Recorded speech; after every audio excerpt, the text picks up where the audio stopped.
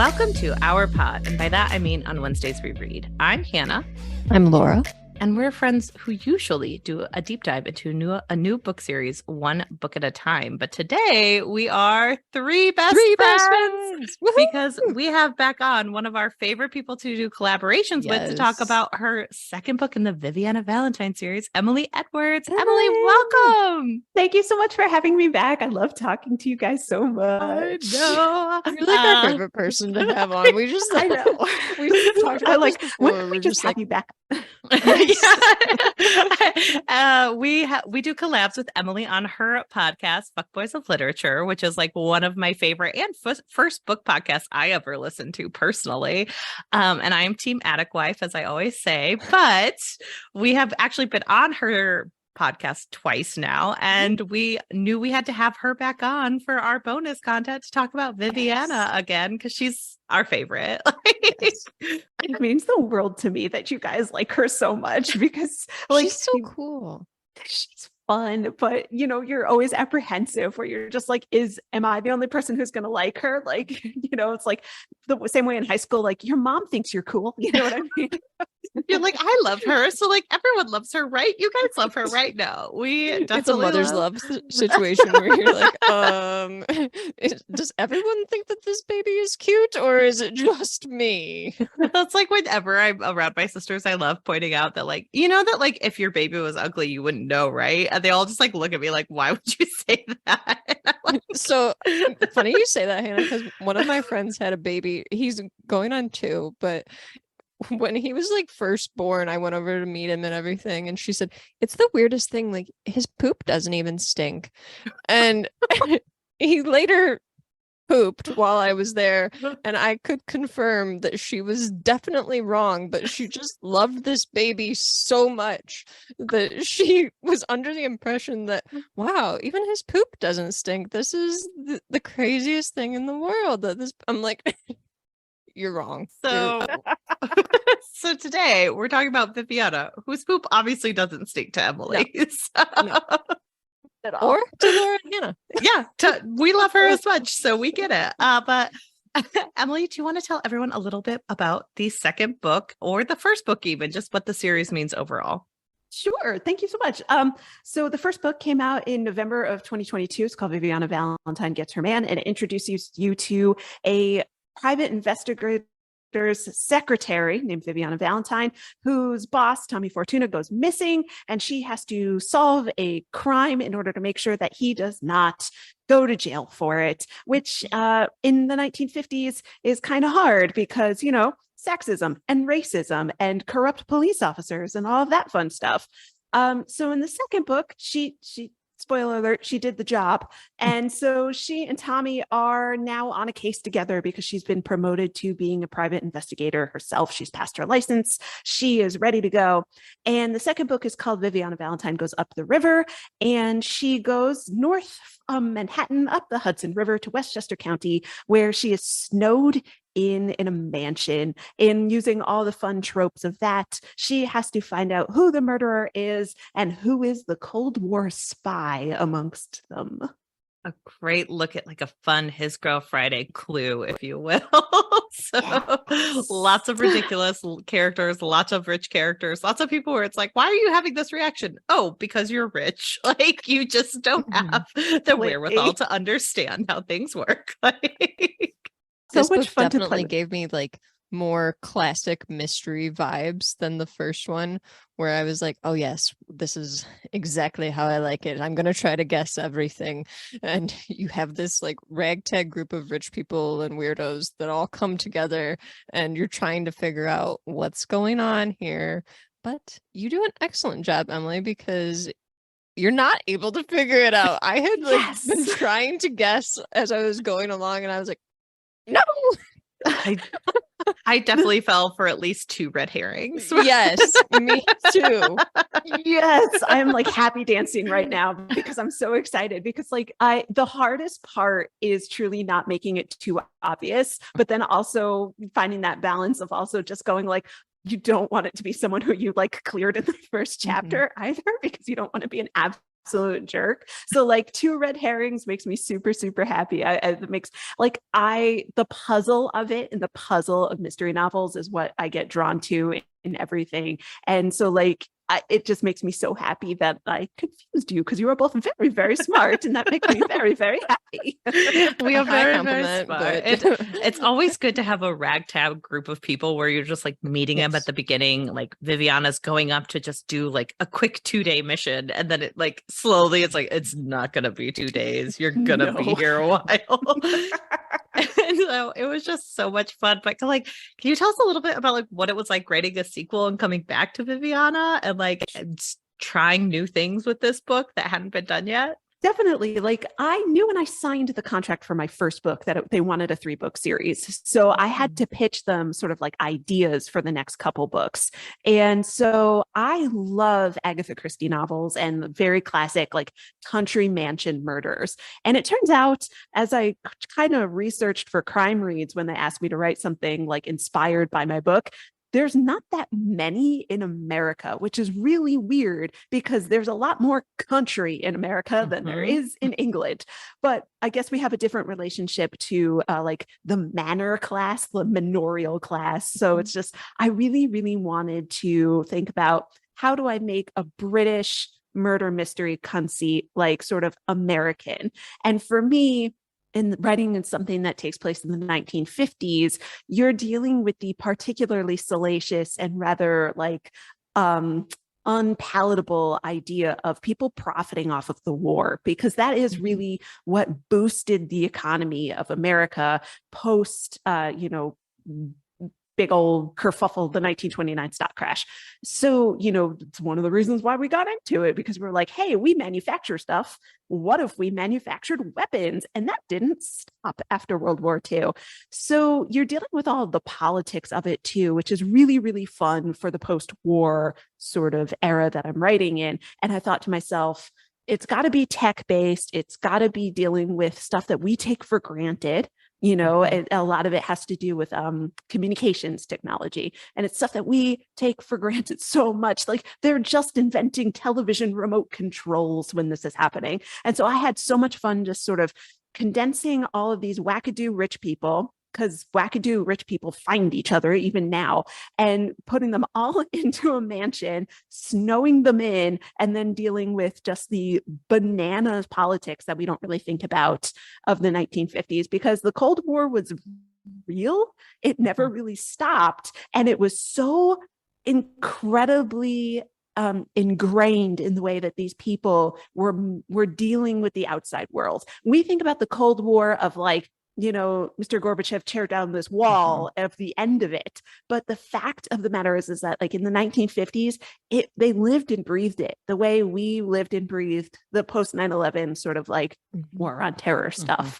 And it's just so American and so upsetting when you read about it that it was really fun to deal with all of that in just one relatively short book. What was some of like the research process that you had to do to put this together? Because, we're going to be talking about how fun it is and everything, but you just like giving that background of the story itself, there really is a ton of research that you had to put into this novel, even just for small details and like the plotting of everything and the backgrounds of the characters. Even if it's just something small that's mentioned about them, there's a lot of details and research that goes into this. So I was kind of wondering, like, what was that process like for you for this book? Really extensive. The worst part is that I've got a couple things wrong, and people love to email you when you get things wrong. And there's something so deflating about that, because like there's so much that goes into it. And I can tell you all now, zip codes did not exist until 1963. And I've been emailed about it at least 15 times. And it's just like, oh, come put everything else I got right. But that being aside, the first thing is that my brother actually works with airplane engines, and he's a mechanical engineer. So part of me was just like, I need something technological. And we were talking about communications technology. And I was just kind of like, I know nothing about this. I have a writing degree from a liberal arts college. So I need you to explain to me what all of this is. And he did it really, really well in a way that I almost verbatim kind of wrote into the book, where I was describing like the difference between microwaves and radio waves. I was like, Pete, just tell me what that is. And I love the bathtub reference. It was just, I was like, that's really, really smart. That makes total sense. I am famously like anti-science on the packet, not in like a bad way, but like in a, I can't comprehend anything scientific you throw at me. You could like list something and I'm like, and Laura and I, like, we read Dune once and she was like, what about this part? And I was like, totally glossed over it. Have no idea what you're talking about.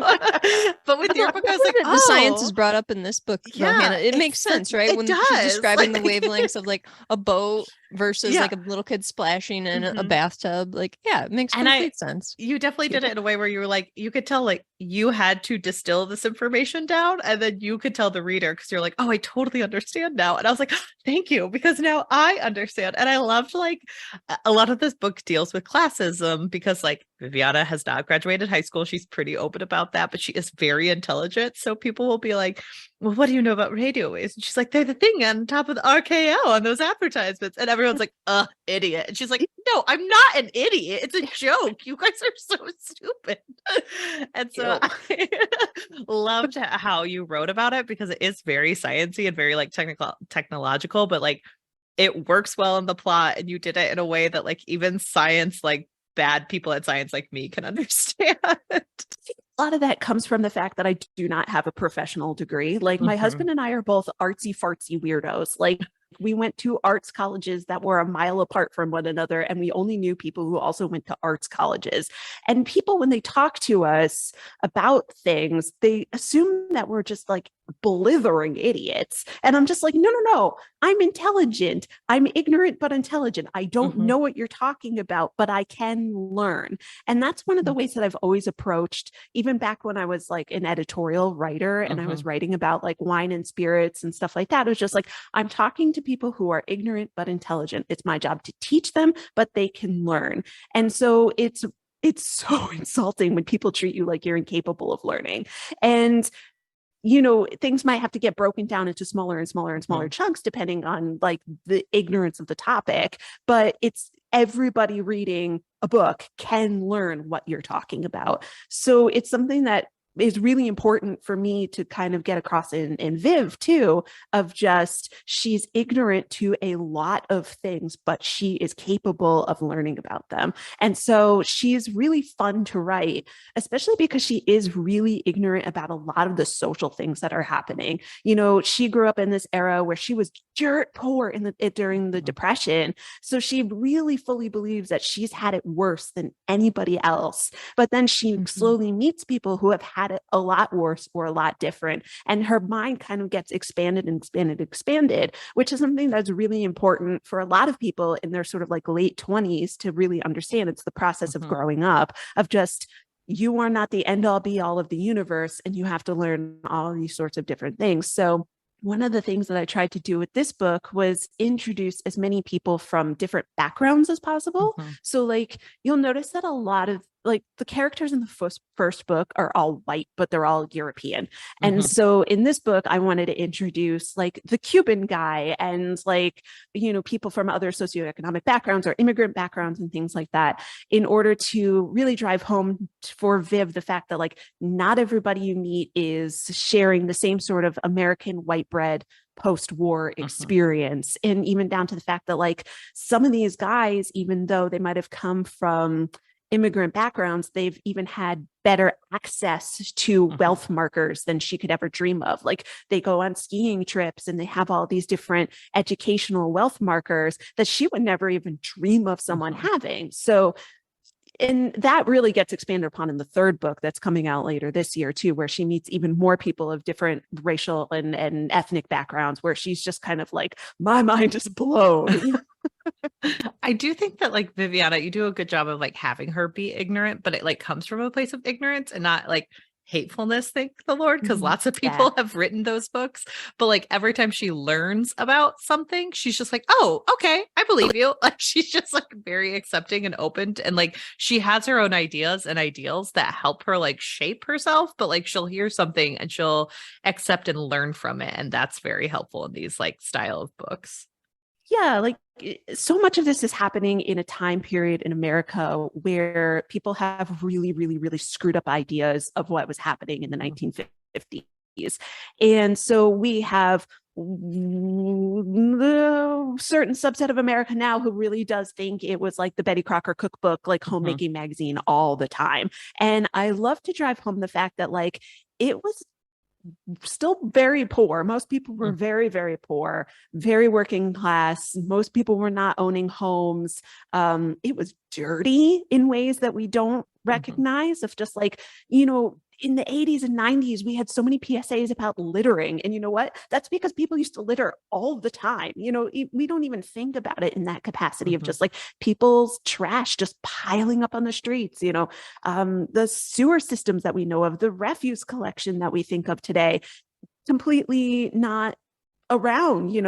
Heating and air conditioning and climate control technology didn't exist in ways that like we just don't even think about it. And so even though in this book she's in a mansion, she's comparing the mansion experience to what she thought was a really good experience while living at Mrs. K's boarding house. And she's like, wait a second, there's more carpet in this living room than I've ever seen in my life. And it's all made of silk and there's no dust anywhere. And how am I supposed to live in this world? And I didn't even know this world existed.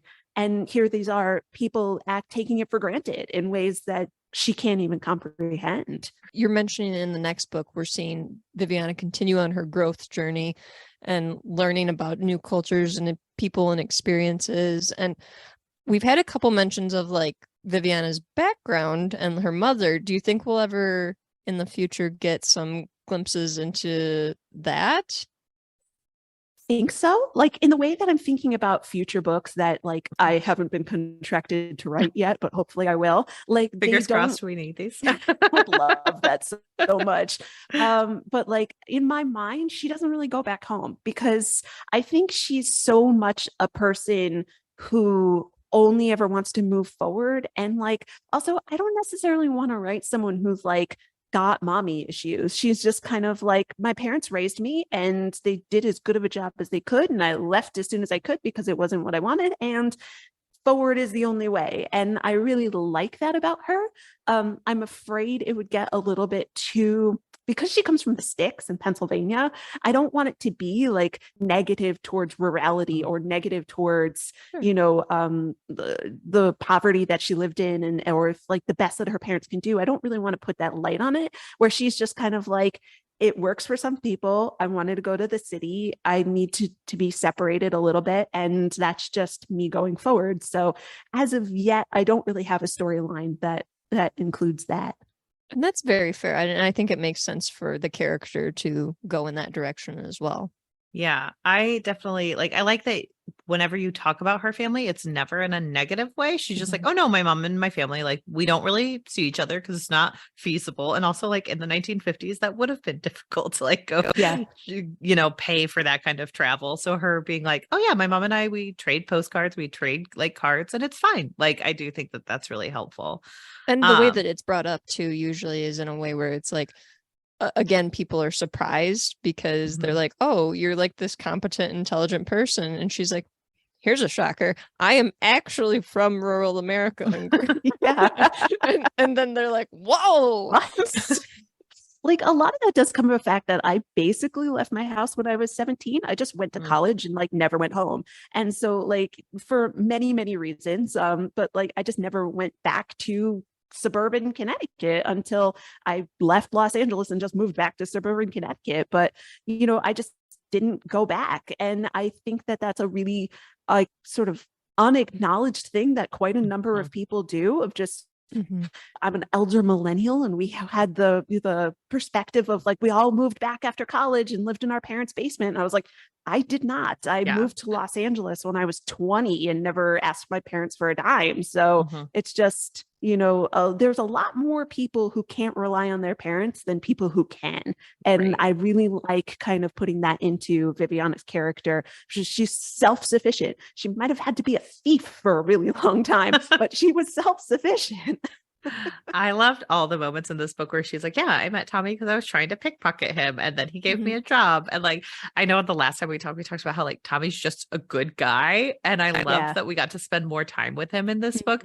So like, what was it like to finally get to play with his character a little bit more and open the doors to him and show like his history and how he interacts with people and everything? He's really fun to write because I just don't want him to be horrible. And it's amazing how often stories that take place in the 1950s, especially with male characters, they're just like, baseline is he's a terrible human being. And it's like, no, baseline is that Tommy went to war with a whole bunch of people that he probably didn't know. And he's also from the New York City area. Tommy's going to have a lot more leeway in people that he likes than people that he doesn't. And he's had the experience of, he went to World War II when he was a little bit older. He wasn't like 18 because he's 35-ish in these books, and he's been out of war for like 7 or 8 years. So he was a grown adult, and he's interacting with people from all over the place and living through misery. And so he's just had a lot of his rough edges kind of sanded off through his own life experiences. And it's just been really fun to write him from the perspective of just like, who is the kind of guy that Viv is going to want to be around? Because she's not going to want to be around a terrible person. She's going to want to be around someone she wants to be friends with. I loved it in this book because it was such a foil to see her like interact with Tommy and like how they have this deep friendship and like strong connection with the Richard Paloma, who's like trying to like pull on her and like flirt with her heavily and be there. And like, she's like almost playing with it a little bit. And then she like, this is small spoilers, but she immediately shuts down when she's like, oh, you're not worth my time. And I thought that was such a good way to like balance out their relationship and show why their relationship works. She can read people like a book, and it's her main true talent. It's not necessarily street smarts. It's just an inherent understanding of good and bad. And she, as soon as Richard kind of says something really insulting about someone that she cares about, she's just kind of like, oh, you're a schmuck. You may not be evil, but you're like past the level of good person that I can spend time with. And it's just not even worth it for me to entertain the thought of being nice to you. And I feel like a lot of female characters, a lot of women in real life don't actually get that permission, where it's just like, oh no, you're allowed, you still have to interact with these people, but you don't have to be nice to them. You don't have to entertain their whims and fancies. You just have to like get the job done. Just tell them off, put up a wall, and get the job done. And it's really fun to have her do that like multiple times. Characters with boundaries, like what a mood. I think you did a great job in this book too, because we have so many different types of personalities in the characters and also because you are giving us red herrings, but you did a great job of making the characters, like you said, not all good and maybe not all bad. Like they have good qualities about them. Even the characters like from the get-go that were like, don't really like them. You're still like learning a little bit about their background, and you're like, okay, I guess maybe they do have some good things that they're doing. And I get it that that's also like part of the plot to kind of throw us off, but still, I think it's really effective to kind of show that, like not people are not able to be just kind of pigeonholed into one thing. Not everyone is just a bastion of goodness. Not everyone is like twiddling their thumbs and twisting their mustache and a maniacal laugh. But did you find it like hard to show that more human nature that all people have when you were writing these characters? The really distinctive thing that happened between like writing the first book and writing this one is that like I got way more into seeing how people react to books that they read online. And one thing that really freaks me out is just how puritanical a lot of readers kind of have gotten or expressed themselves. And, I'm not someone who desperately like needs to read books where the main character is an unlikable person. Like Gone Girl, I read it once. I never have to read a book like that ever again. But like at the same time, I don't want to be super puritanical of like little Susie Sweetheart, like never curses, never says anything wrong. And in fact, like it actually made me laugh really, really hard because one of the reviews of this book said that Viviana debased herself by using foul language, and that there was something unladylike about the fact that she like flipped someone the bird at some point. And I was just kind of like, I'm so happy I made you mad, because I don't want you to like this book, because Viviana is, I play it with class a lot, and she's a lower monetary class, but also just hasn't been raised with all the trappings and manners, and and that's just like a very real thing. She's based partially on my grandmother, who was a very working class, very foul-mouthed, wonderful woman who grew up in Manhattan.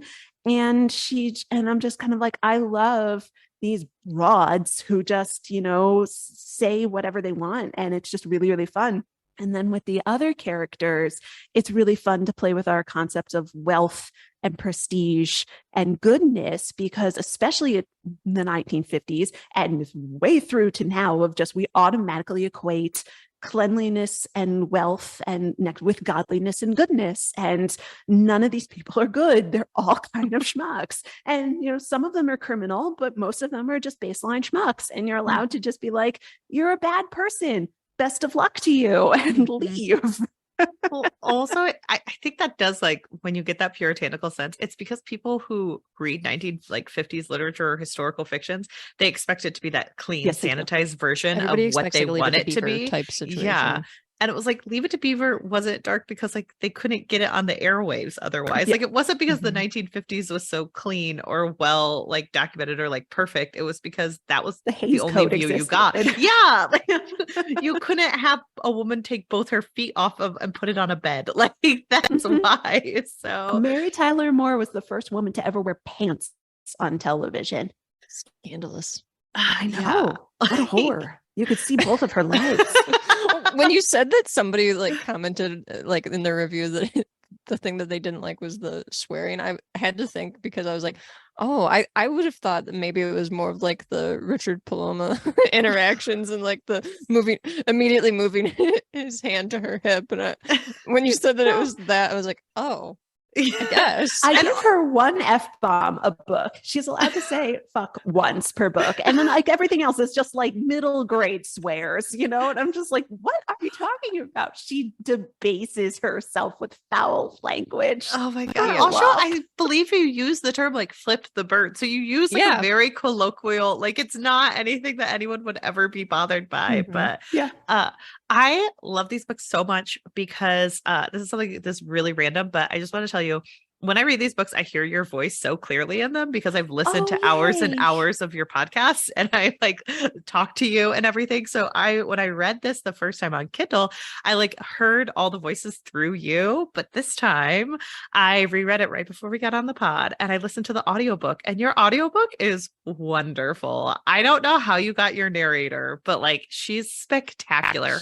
She's amazing. Who is the narrator? And oh my God, don't ask me that. I forgot her name. I can pull it up really quick. Hannah, pull it up. Who is the narrator? Yes, please. I will pull it up. But like Laura, you haven't heard it, but like see if you can get it on Hoopla. That's how I found it. I got it on Hoopla through your library, which you also give a shout out to libraries in this book. So go you. But I pulled it from there. That information line at the New York Public Library is real. So Stephanie, it's the coolest thing. I'm sorry? Stephanie Willing. Sorry. I just sorry. Thank you. So my audiobook rights were sold to an audiobook company called Dreams Time. And they sent me like 7 or 8 different narrators to choose from, just reading the first page of the first book. And not to like, everybody was very good. They all had beautiful voices, but some of them were speaking like they were Disney princesses.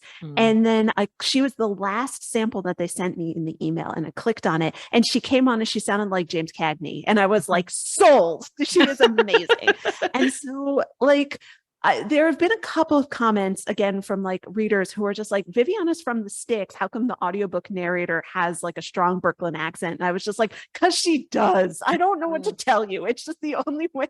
It's the only way you can read these books. Mhm. And like part of me, and like if I get a fourth book, part of me wants to explain the concept of code switching to people, because like I don't know about you, but I pick up accents really, really quickly. So in college, I worked with a girl from Oklahoma, and within like 20 minutes of me being around her, I spoke like I was from Oklahoma. I am from like just outside of Manhattan. Like couldn't even recreate an Oklahoma accent for you now, but like there are people who pick up accents. That's what I'm going I with. watched an episode of Downton Abbey and then I am immediately tied into that. So also, like, if you're trying to go into a big city and you're like a pickpocket, you're going to try to normalize your accent for the people around you so you do not stick out. So she is going to put on the affect of the people around her way more than most people.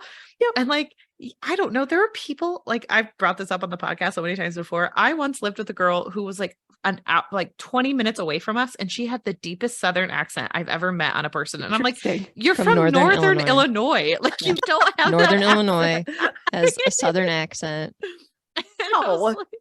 It's not possible. It was her entire family too. So I was like, you guys aren't like, I don't know why you think you can get away with this, but we know, like, you can't just do You're that. supposed to sound like Dennis Farina. You're not It made zero sense. So like, yeah, she could have a little bit of a Brooklyn accent, but something I loved about the audiobook was it actually gave like a little bit more of an air around the Tallulah character or Tali character. She has like I always imagined her as a little bit more bratty in my head. I don't know why. I think it's because she's 18 and I just expect that of an 18-year-old.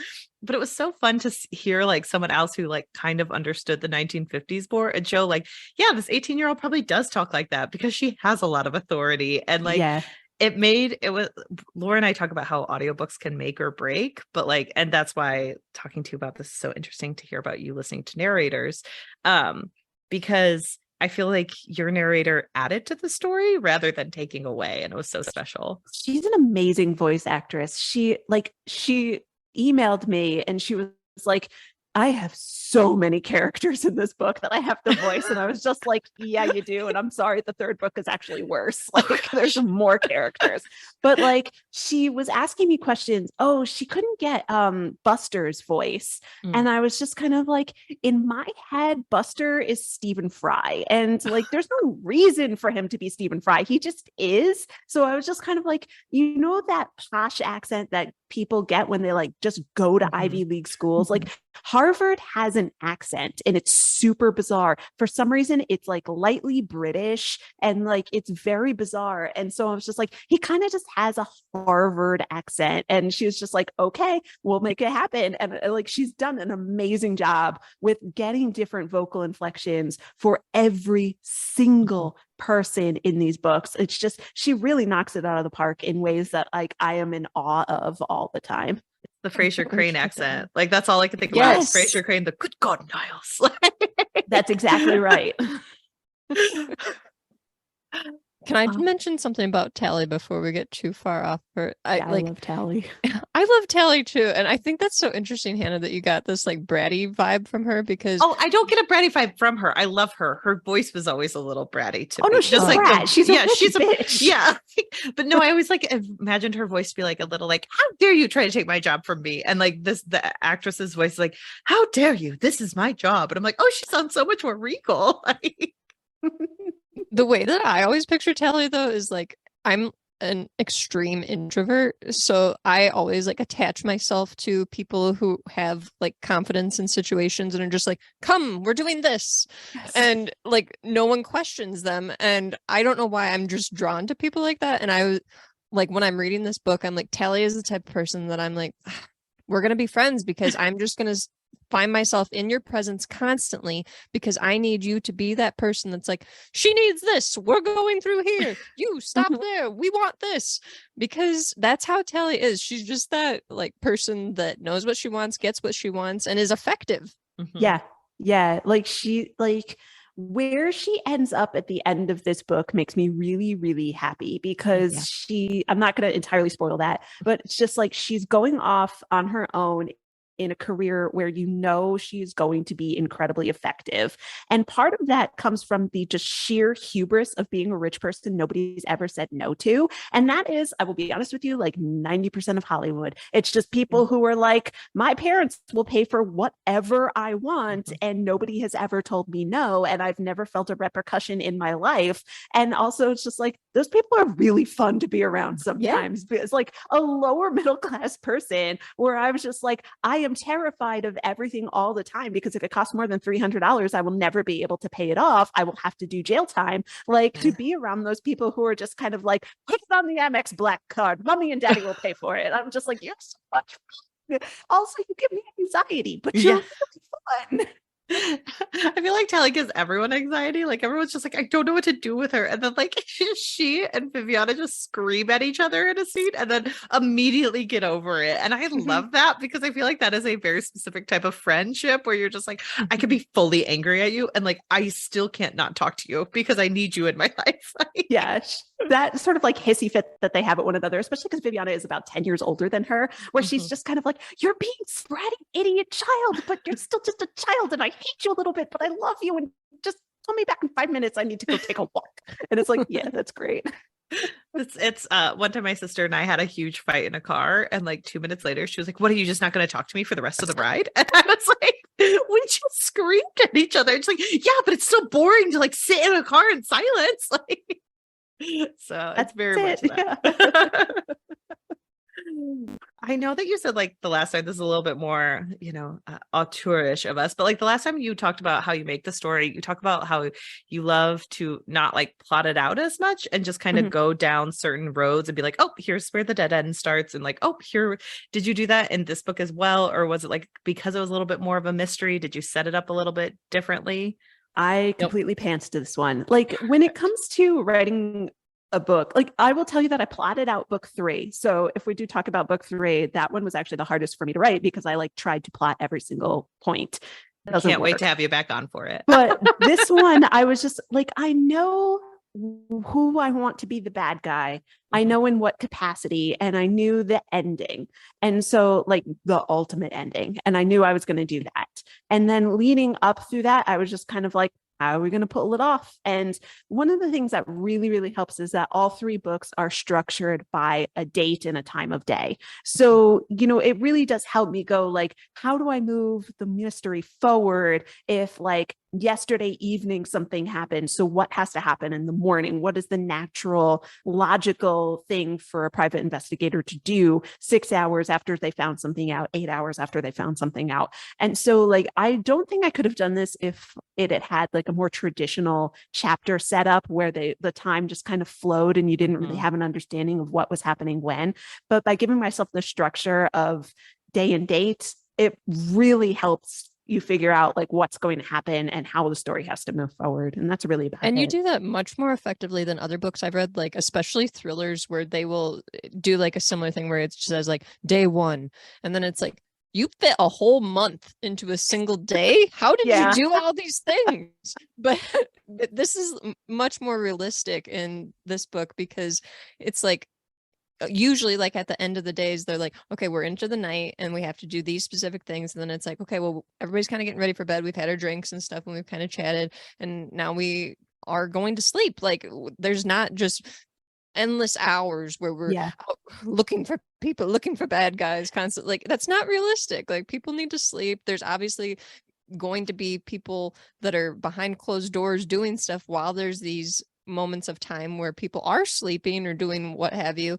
So it's handled really well in this book in a realistic way, because like I said, so many other books, they just act like time is irrelevant and you can do like, whatever you do you want. remember when 24 first came out and everybody was like, when does this man get a granola bar? Because he's been running for 24 hours straight, like he hasn't gone to the bathroom, and for me to like put that time constraint on it makes the most sense, because like from watching like true crime documentaries and stuff like that, like the first like 3 days after a crime is like when everything gets solved. Like, evidence deteriorates, people move, people forget, they change what happened in their mind. And so to really condense it down into short periods of time makes a lot more sense for me, for like even from a logical standpoint of like, if you have a crime to solve, it better get solved within the first like 10 days, or else it's not getting solved, especially in an era where there was like no crime scene like science and stuff like that. It's just a hunch. So like, what are you gonna do?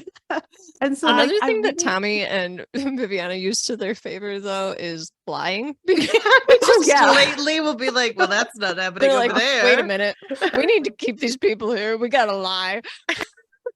There's no ethics in this. Like, they're not the police, which is like really fun part of The thing is though, like the police lie. So Yeah. it's true. It's so realistic because it's like in an actual investigation, they're gonna use whatever tactics they need to, even if it's lies about this, that, or the other, to try and figure out what's going on. And that's what they do in this too. They are not held by any laws of like, I don't have a warrant to go in there. They're private investigators. They can just get sticky fingers and go in wherever they want. Who cares? Well, also there's a moment where like Tally is like, you and Tommy break the law all the time, and Viviana's like, that's different. And, like, that's the entire We are above argument. the law. Yeah, like, we have ethics about it. And even Tommy admits, you know, he's like, I've seen people die and I've been the one to kill them. So like, you know, they're very bald-faced about like the things that they're doing and where they are in society. They're like, listen, we're not usually invited to swanky parties because people don't want to be around us. We're not great people. And it's just like, yeah, but you get the job done. So what does it matter? But also there are moments where like Viviana will be like, yeah, I don't want to be friends with that guy. Why would I ever want to hang out with him? They know that they might not want to be in the room, but they're like, well, we didn't want to be in the room anyway. Like, this is ridiculous. So, Or like Yeah. a mild spoiler when Tommy's like, I'm gonna go on the boat with all these fun people and you have to stay back here with this boring old With the lady. drip. Yeah. And Viviana's just like, oh, I guess I'm seasick. Like, he's still senior to her, so you know she like Mhm. kind of has to follow his lead, but she's just like, son of a bitch, you took away the only thought I was looking forward to. Like, now I have to pretend like I really want to sit here on this cold damp patio listening to the radio. God damn it. but also I love how much like sometimes Tommy will just be sitting there and she's like, well, I decided not to tell you about that clue because it would make you angry. And it's like, what? Like, she's just keeping stuff from him. He's keeping stuff from her. He's like, I sent someone there. I didn't tell you about it. It's fine. The secret guy is like my favorite thing because he so doesn't belong there, and it makes me so happy. And like, he's just like a wide caricature. I was like, everybody else I tried to make like slightly realistic, but he's just like someone out of a 1930s gangster movie, and it's just Yes. so much fun. But he's perfect because of course Tommy knows that guy. And of course he's like, he's Mhm. a stand-up dude. Why would anyone like question him? And everyone's like, why is he here? He's the weirdest man I have ever He makes met. everyone uncomfortable. Which, like, you know, I've often been the person who shows up at like a place of work or like an event or something, and it's like, one of these things is not like the other, one of these things just doesn't belong, and it's like me. And so it just like makes me really happy to always kind of have that one person who's just like, oh, you're rubbing everyone the wrong way. This is great. It's so good. I do have to ask, how did you pick all your like, you have little references in here? And I will say the Duke Ellington one made me laugh because I'm a huge Big Mouth fan and he's the ghost in Big Mouth. Yes. And I was like, did you pick that on purpose for people who like watched it? Or... No, I didn't. It's like so much of that goes back to research where it's like my exact timeline of what things happen or what was a realistic point of like pop culture for people to reference is super fuzzy because like one of the things that I realized while writing the series is that 1950 was a lot longer ago than you think. So like my publisher will even be like, did you love Mad Men? And I was like, the first episode of Mad Men takes place in 1960. It is 10 years after this is taking place. The 1950s were so long ago that like in my third novel, I just like absentmindedly referred to like satellites. And my copy editor was like, the first satellite didn't take off for another like 5 years, Emily. Right. These didn't exist. And I was like, this is so much longer ago than you can even comprehend. So so much of this is me going like, what was the number one record in 1950? Like, who was making records in 1950? Like, is Miles Davis like an appropriate like reference, or do I have to go even farther back than that? Like, all these cultural touch points that you offhandedly make, like, I know what you're talking about when you say Big Mouth, but like in 10 years, will that be a good like cultural touch point for people? And stuff like that is really, really imperative to research, like miss zip codes, but like even down to like the paint colors on the cars. I was like, what cars would someone have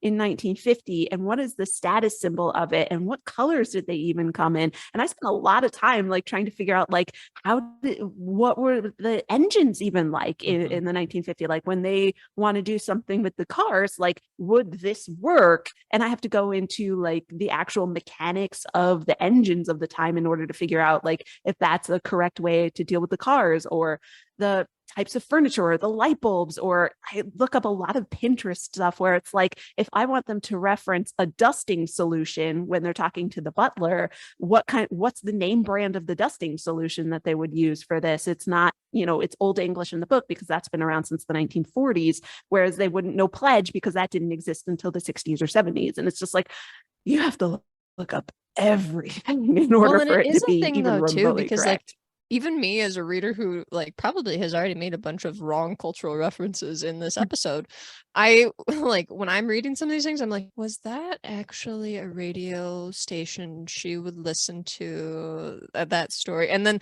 like even the Great Gatsby reference, I was like, Great Gatsby, when did that get published? And I'm like, Laura, come on. But you do that as a reader, you like question these things, and people probably are questioning like, was that like a color that people would have in their house, or was that kind of a carpet that was in style, or do zip codes exist? Like the zip codes. I was like, oh my God, it never occurred to me that zip codes they had postal codes. They just weren't zip codes. So it wasn't the 5-digit number. It was a different way of referencing areas around highly populated cities. So like New York had postal codes, Chicago, probably Miami, Los Angeles, and things like that. And I was just like, just keep down, damn it. But no, you don't get that. I like the call out to the party line too. You're like, sorry, you'll have to make another call if you want it to be private. Or you don't want anyone listening in, because I remember my grandma like telling stories about like, oh yeah, such and such lady down the road, she was always on the phone trying to listen in on everyone's conversations.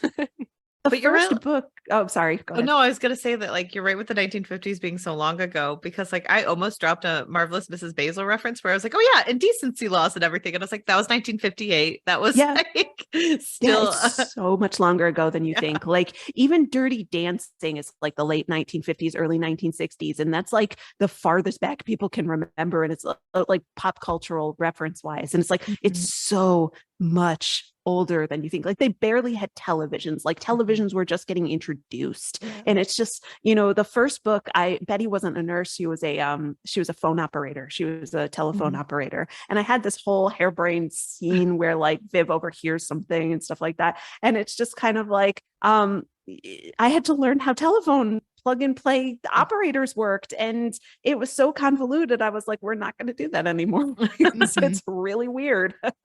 There was recently a 99%, or no, there was recently a Planet Money episode where they had it all done by AI, and they did it about telephone operators and like the last telephone operator in all of existence. So that's awesome. They had it all generated by ChatGPT. It was like a 3-part series where like the first part they told you how they designed it, the second part they like kind of did a wrap up, and then the third part was just an entire episode written and recorded by ChatGPT. So but it was about the last telephone operator. And so that's really been cool. In front of my mind, because I was like, oh, that's so weird to like think about how far we've come since like 1950s, 1960s eras. And like, it's just very bizarre. They actually had to like plug wires in order for you to get to talk to someone. And that's just completely insane to how we think about telecommunications. But it's so funny in this, but like, I love how much you fade Viviana. Just be like, as long as I'm spending it someone else's money, why would I care? Like these people are so rich and stupid.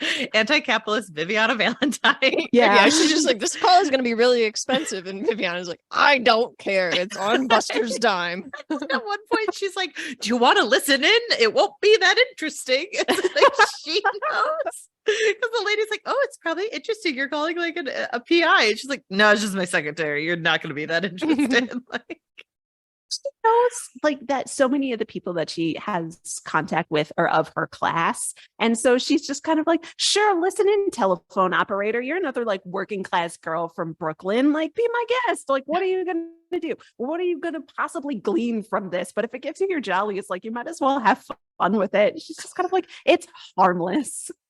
why not? Yeah. I do want to shift for a little bit of spoilers because we asked about Viviana's romance in the last episode we did with Yes. you. And in this episode, we get a little bit of romance. It was kind of hinted at because you said you wanted to make Tommy and Viviana like the Thin Man series, like a Yeah. cute couple solving stuff. But could you tell us more about like developing that and how fun it was and everything in between? It was really hard because I needed them to go from platonic to romantic throughout a very short book. Like she at the, she makes references to the fact that like Tommy's very good looking and she likes him very much. They're very close throughout the first book.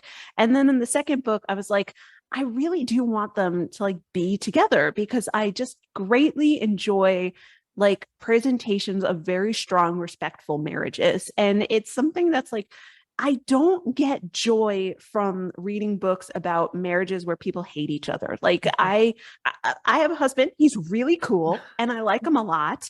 And we're around each other all the time. We both work from home. And it's people are like, how can you stand it? And I was like, because I didn't marry someone I dislike. Like he's my best friend and I like being around him. And I feel like a lot of people our age kind of, my friend put it really, really well when I broke up with my like college boyfriend. I dated him for a couple years and he had just broken up with his college girlfriend. And he was like, millennials get their first marriage out of the way without getting married. And it's something that I think is like really different for a lot of people our age of just like, we'll move in together. And then when we break up, like we don't have to do paperwork about it.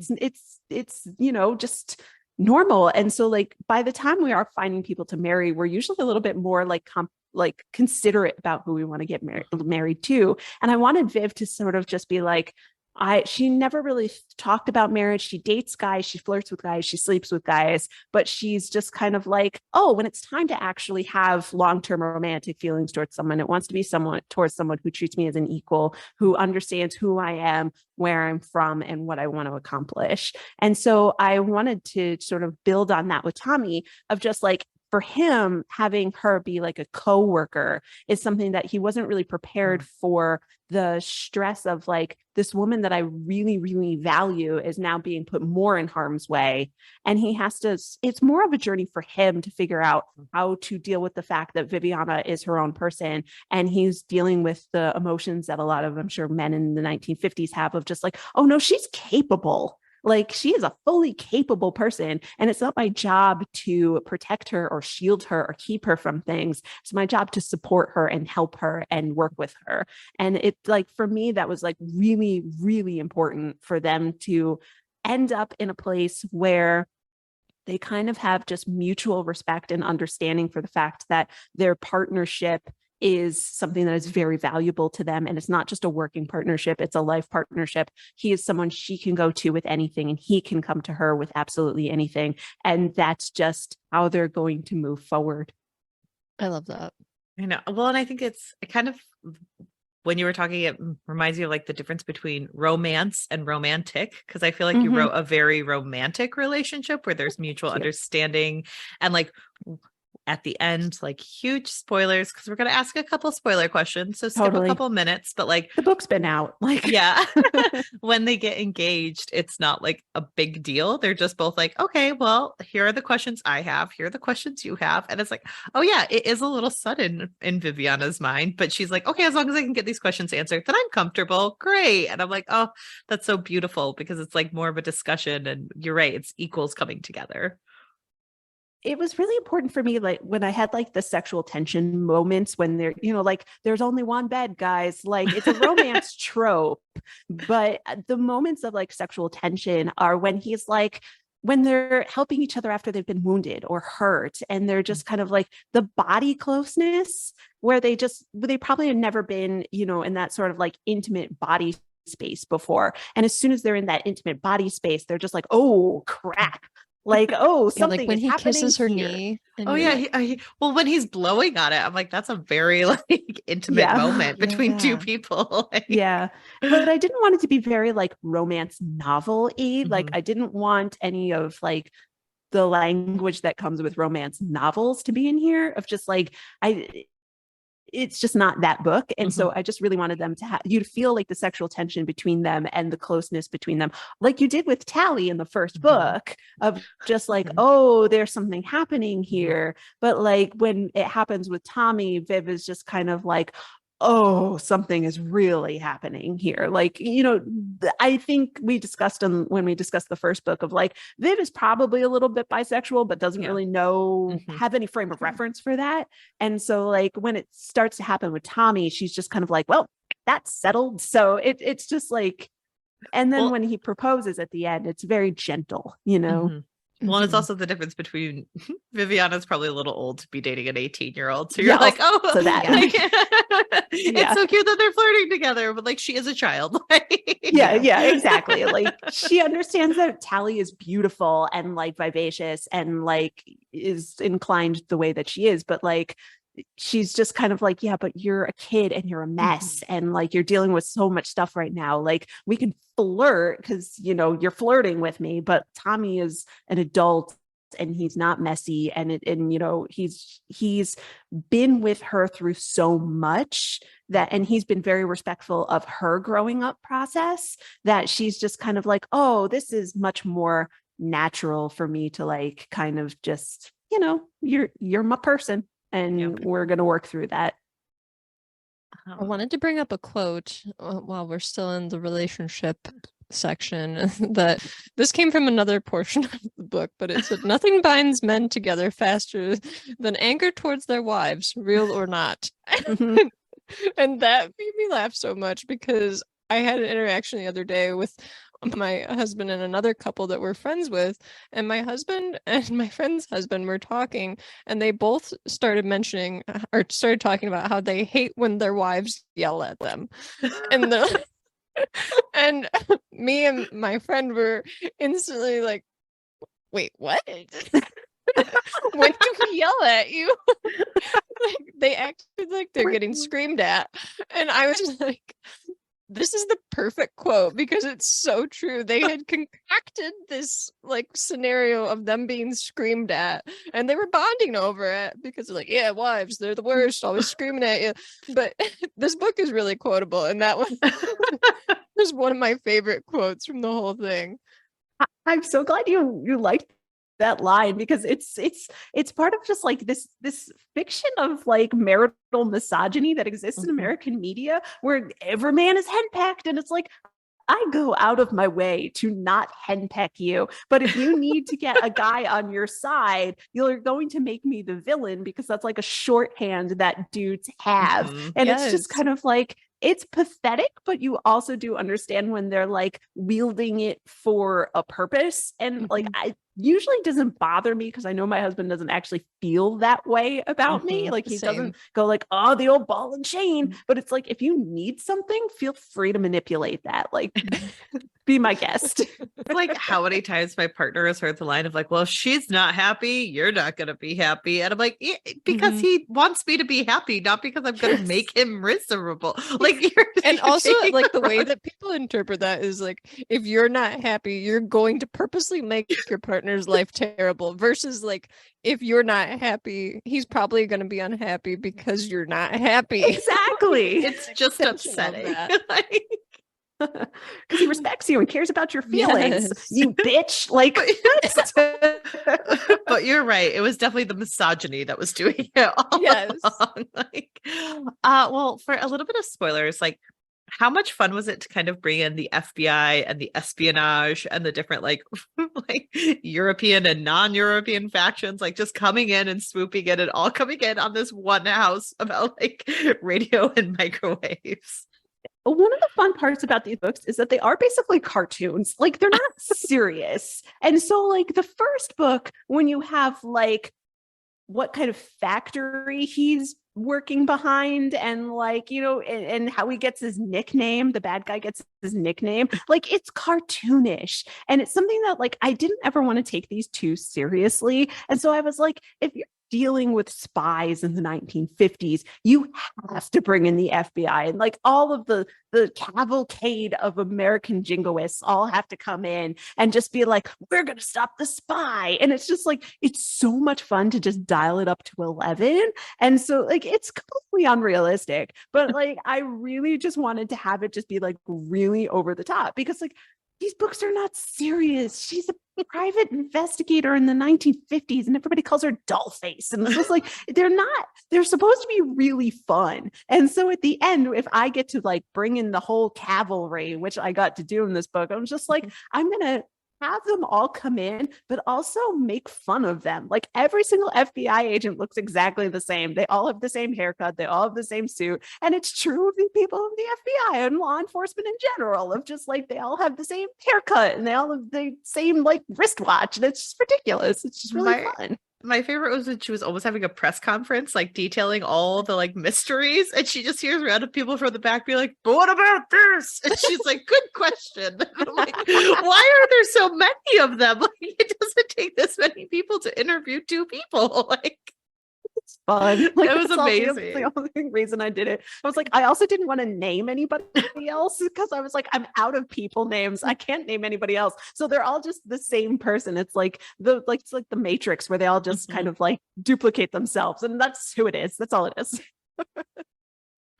It was amazing. I loved it so much. Like, there is a certain amount of like absurd humor that comes in at the end of these books when they're like detailing the mysteries, but I think that that's like so much of the charm of these. Like, when you're like a good finishing amount up of the humor book, yeah, like even the story about the dog's name, like it's the scientific name for stinking hellborn plant.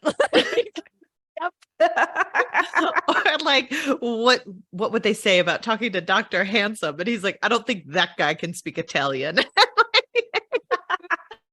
I had so many friends like several years ago who worked on Grey's Anatomy that I was like, I have to make like a Dr. Handsome, a Dr. like McDreamy joke, because I was like, they have to know, like it has to be in there. Well, I saw an attic wife reference in this book where she talks about an attic wife in there, and I was like, oh, that's for people who listen to her podcast. That's perfect. So didn't make her search the attic. Yeah.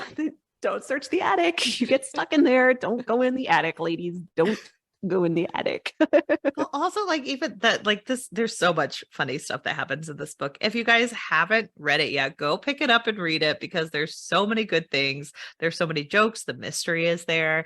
And just like, we love these books. We loved the first book. We love this book. It's amazing. Do you find it funny? Like, I wouldn't be able to, I have so much leeway because these are never going to be like huge top of the list bestsellers. So I'm like really allowed to do whatever I want. So I really appreciate the fact that you find them funny and you like the one-liners and the glibness of it. It's the only way to handle stuff like this sometimes. We hope they get on bestseller lists, obviously, because we adore them. Yes. But can you tell us a little bit about what people can expect in the third book, Viviana Valentine and the Ticking Clock? Viviana Valentine and the Ticking Clock starts on New Year's Eve, and she and Tommy are heading down to Times Square in order to watch the ball drop. And while they're running late, and so they take a shortcut through an alley and unfortunately witness a murder. And so they have to figure out, in the snowy, slushy disgustingness of New Year's Eve, who killed this man and why. And so they get pulled into all sorts of different back alley sort of things in New York happening, because this is the book where I start talking about the downfall of New York City and the vice trade, because they're in Times Square. So it wasn't like the heyday of it. That was the 1970s, but it was just starting to take root in Times Square, and sort of the cultural, economic changes and the purposefulness of the people who were in charge of New York City to destroy New York City at the time. So we talk about Robert Moses, we talk about the gentrification and the destruction of New York City, and it's actually probably the most political book of all three, and just to sort of deal with the shine of New York City coming off.